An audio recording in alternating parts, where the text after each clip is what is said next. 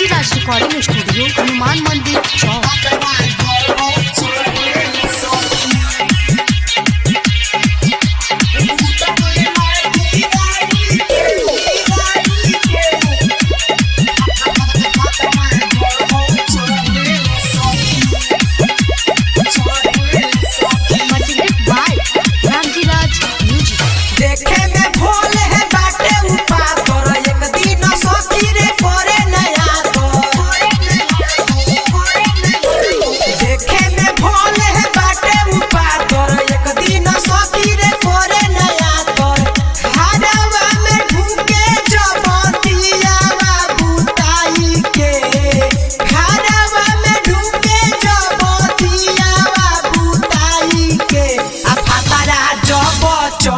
सखी उतरे लागी राई के भातरा जब चढ़े सखी उतरे लागी राई के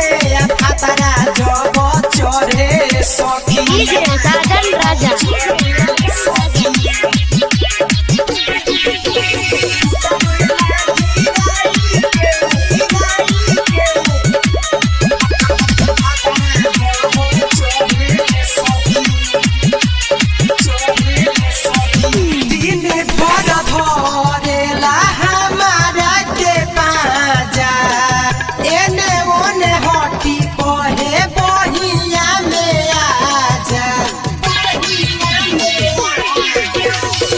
दिन भर धरेला हमारा के पाजा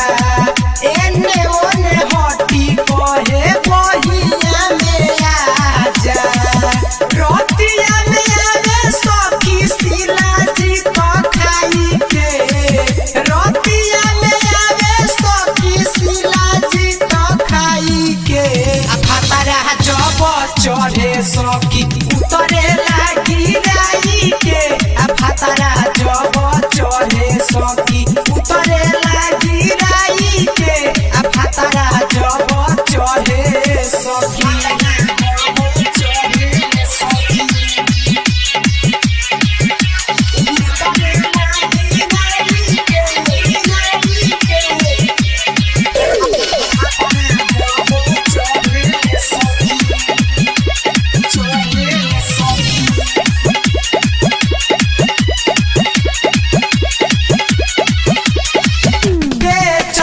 सखी पूछे नहीं पील रे छोड़ दे लहंगा के कोई के गिल रे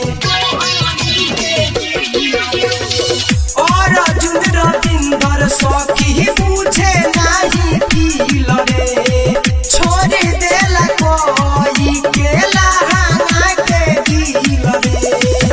हारे कोई बानी हो सुनो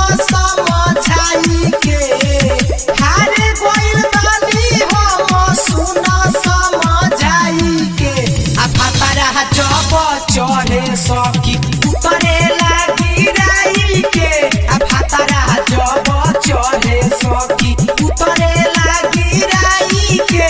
भातरा जब चढ़े सखी। रामजी राज रिकॉर्डिंग स्टूडियो, हनुमान मंदिर चौक।